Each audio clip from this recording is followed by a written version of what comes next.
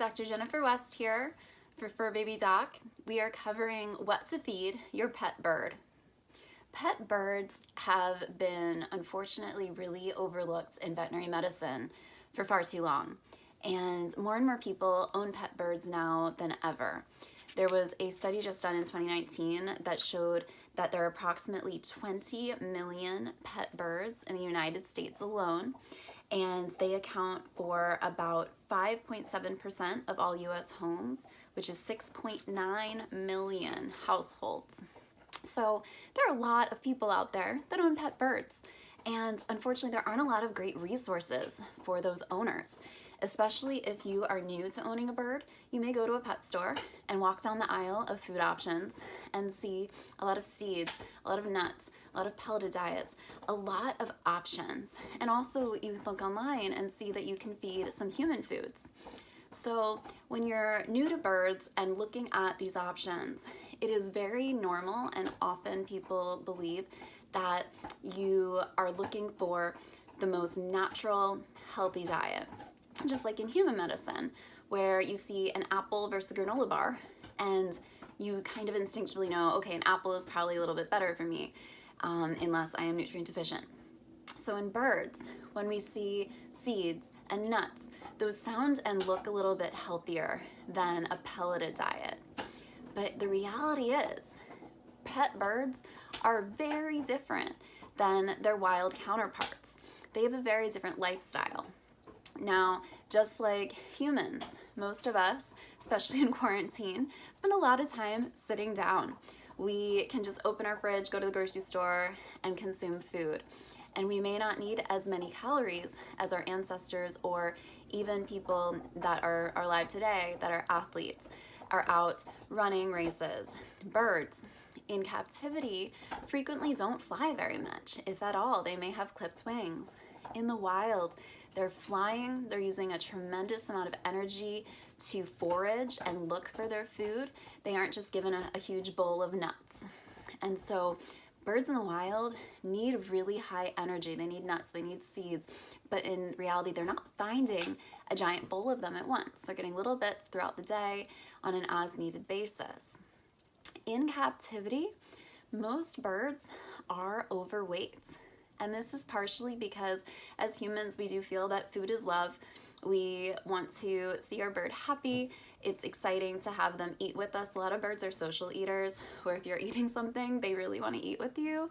And so it can be really tough to not let them get an increased body condition because they aren't exercising as much and we aren't as aware of what to feed them. So I'm here today to help you understand the best options to keep your bird healthy, happy, and living hopefully longer maybe than you. Some of these bird species may outlive us if we treat them and keep them as healthy as possible. So seeds are not the best choice, and that is because of their nutrient profile.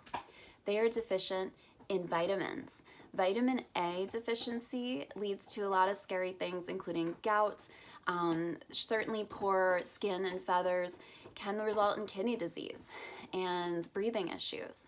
So vitamin A is just not going to be sufficient in a majority seed diet.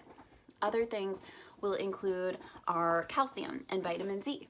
So birds that are low in calcium and vitamin D may have egg binding or soft shells that may rupture and cause scary conditions that require surgery. So definitely want more vitamin D in our diets. And then also they can be the number one reason, which I kind of already hinted to, is obesity. It's really high density nutrients that a captive bird sitting in a cage or hanging out with you for most of the day may not need as much energy as that wild bird. Why do I care so much if your bird has a little bit of extra fat on its bones? Because of the health implications. Atherosclerosis, which is the inflammatory degenerative condition of arteries that's common in humans. We think about high cholesterol and how that can predispose to stenosis, or basically the nice tubes that are our arteries that should be getting blood around the body are suddenly quite more narrow because plaques, debris, minerals, and cholesterol are building up on the lining of that. Leads to inflammation as well, and blood clots are a huge risk. So in birds, unlike cats and dogs, that is a reality. That is something that we see patients frequently come in for, kind of stroke events where a leg isn't as functioning as well as normally, or they could die. And so this is no minor topic. This is massive. And again, it's nothing that is always immediately intuitive. We try to think of natural, whole foods, healthy foods, but what should you feed your bird? Only about 25% of the diet should be human food, and I'm including fruits in that. So fruit, veggies, you don't want to overdo it. They are mineral deficient, and they're going to dilute out the important nutrients that your bird needs. Where can you get a reliable, balanced diet? Pelleted diets. There are many companies out there. Lefebvre is one of the really common ones. Zupreme is another one that have studied this on many birds and figured out what nutrient profiles are required for their diets and for their health, and they make it a little easier for us. They create this formulated pelleted diet. I will say, if you have a bird that is on predominantly seeds and nuts, they are going to want the seeds and nuts. If you give them a choice of a mix of the pellets and the seeds, they're going to pick out the seeds, because just like a child who's offered French fries or a salad, they're going to eat the French fries. It's an easy choice. It's fatty, it's delicious. If they're used to it especially, they're just going to hold out and wait for more fries to come by tomorrow. And so you have to do this gradually. I would strongly recommend not offering a lot of seeds and nuts until after they've eaten their salad or their pellets, and that can help kind of make sure that they're getting the appropriate nutrients.